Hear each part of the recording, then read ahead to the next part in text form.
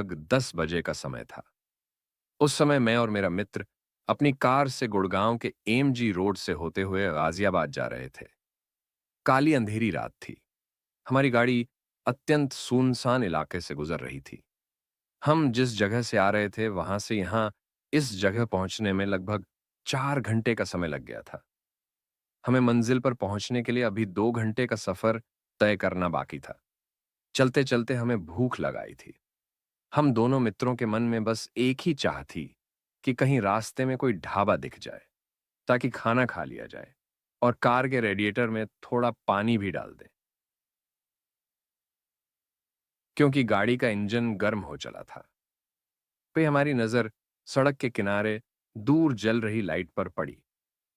हमने सोचा कि हो न हो कोई छोटा मोटा ढाबा ही है जिसकी लाइट हमें नजर आ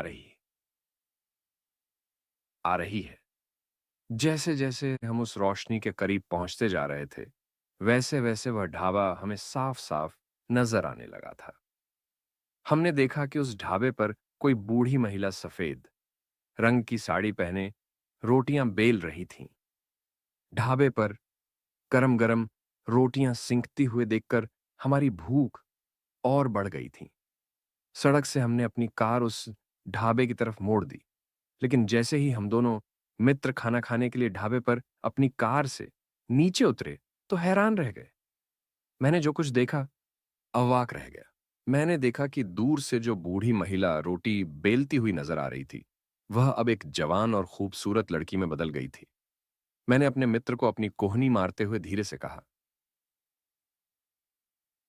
अरे अमिताभ भाई, जब हम इस लेडी को दूर से देख रहे थे तो ये बूढ़ी नजर आ रही थी, लेकिन पास आते ही वह बूढ़ी महिला खूबसूरत लड़की के रूप में कैसे बदल गई?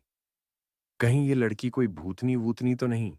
मेरा मित्र मुझ पर नाराज होकर बोला कि क्या बे, बिना सिर पैर की बातें करते हो। लगता है तुम आजकल हॉरर मूवी बहुत देखने लगे हो।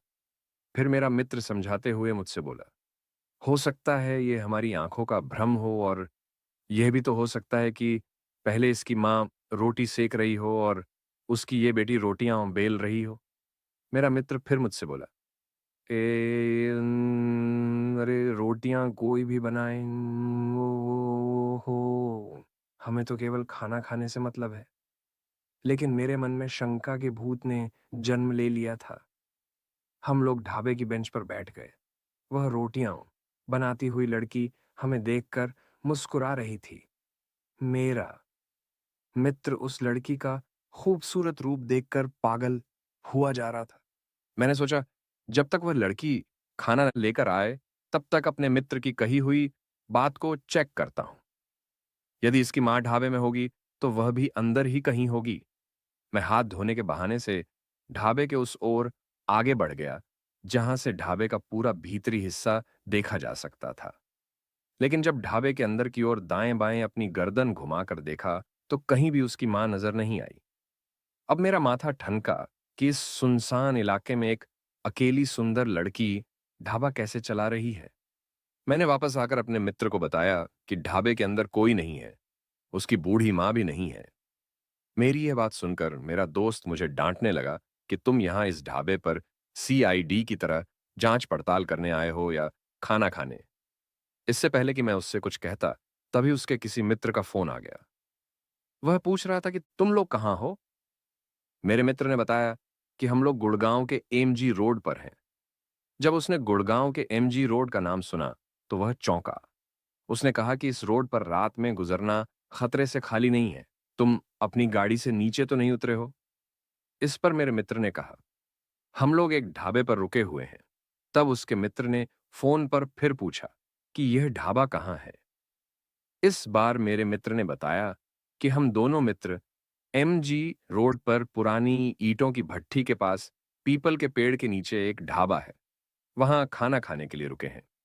हमारे मित्र अमिताभ के अपने मित्र को फोन पर अपनी लोकेशन बताने के बाद उसने जो कुछ बताया वह चौंकाने वाला था।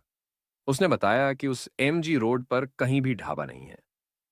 वहां ईंटों के भट्ठी के पास एक कब्रिस्तान अवश्य है जहां भूत भूतनियों के डरावने किस्से अक्सर सुने जाते हैं। मेरा मित्र यह सब सुनकर पसीने पसीने हो गया। उसे समझ में आ गया हम लोग इस समय किसी भूतिया स्थान पर हैं। उसने धीरे-धीरे सारी बात मुझे बताई। मैंने अपने मित्र से कहा कि मैंने तुमसे पहले ही कहा था कि यहाँ कुछ दाल में काला है, लेकिन तुम तो उस भूतनी को आई लव यू बोलने को तैयार थे। हम दोनों मित्रों ने जान लिया कि अब आपस में बहस करके समय बर्बाद करने से कोई फायदा नहीं।